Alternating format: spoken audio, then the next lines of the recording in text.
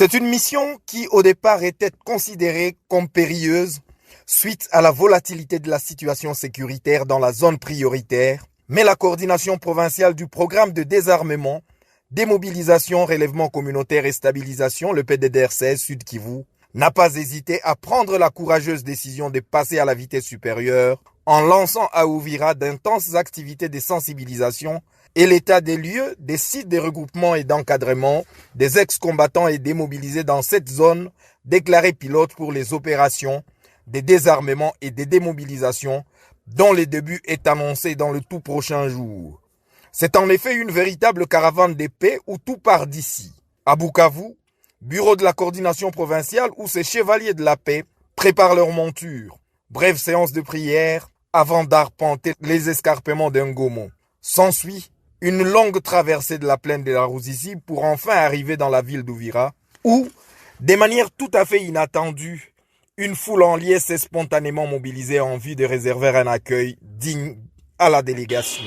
Une ferveur populaire qui va d'ailleurs galvaniser le moral et la détermination de Madame Grace Ngabo, ses adjoints Odifax Akilimali et Chantal Makamba, ainsi que toute leur suite.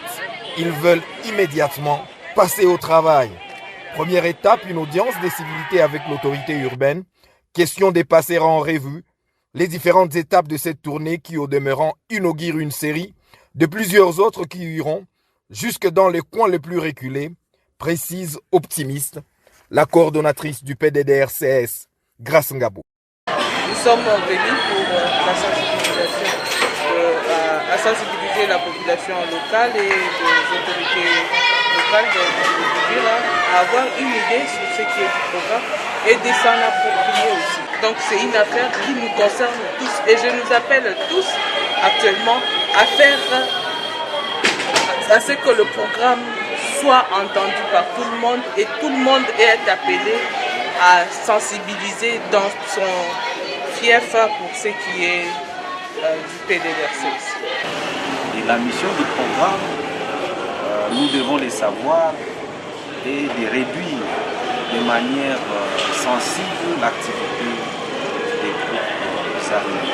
Nous réduirons cette activité en réduisant le nombre d'armes utilisées par ces groupes armés. Et nous les ferons à travers les opérations de désarmement et de démobilisation qui vont bientôt être lancées au niveau de la province de Sud Kivu, Uvira étant pris comme zone pilote. Une nouvelle approche donc qui vise à rendre le plus participatif possible ce processus, auquel, faut-il le rappeler, le président de la République Félix-Antoine Tshisekedi Tshilombo accorde une singulière importance. C'est pour cette raison que toutes les couches sociales de la population, la jeunesse, la société civile, les autorités coutumières, tous ont été mis à contribution pour véhiculer les messages forts d'appel à l'adhésion et à l'approbation par tous du PDDR-CS. En plus, surtout, des autorités politico-administratives et des autres leaders communautaires dont l'implication a été vivement sollicitée pour la réussite du programme. Uvira, qui depuis 1996 a été le théâtre de conflits dévastateurs, véritablement sanglants et qui compte à ce jour quelques 32 groupes armés actifs et qui pour la plupart manifestent leur volonté à déposer les armes, œuvrer pour une paix durable et contribuer au développement socio-économique de cette contrée. Le PDDR-CS, qui en plus de cet important travail de sensibilisation préalable au processus de désarmement et de démobilisation, a déjà avec ses différents partenaires de mise en œuvre implémenté certains projets dans le cadre de son volet stabilisation en parfaite adéquation avec le plan opérationnel provincial récemment prévalidé par toutes les parties prenantes. Certes, quelques défis restent à relever, le plus important étant la situation sécuritaire dans les milieux, mais c'est avec une volonté affichée des uns et des autres que le PDDR-16 dans sa vocation communautaire entend capitaliser les énergies de tous pour sa matérialisation et sa mise en œuvre effective.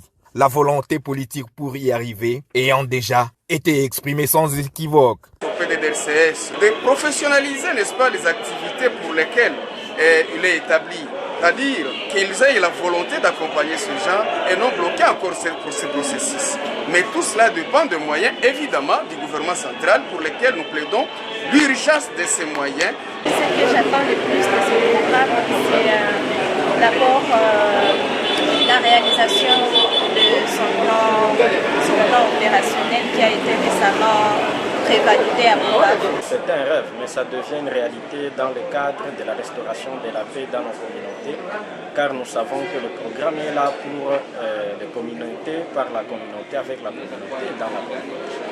Nous attendons que cette mise en œuvre soit effective. Ce travail de sensibilisation ainsi amorcé devra se poursuivre au niveau local, ayant, avant le début imminent du processus de désarmement et de démobilisation, a conclu Madame Grace Ngabou.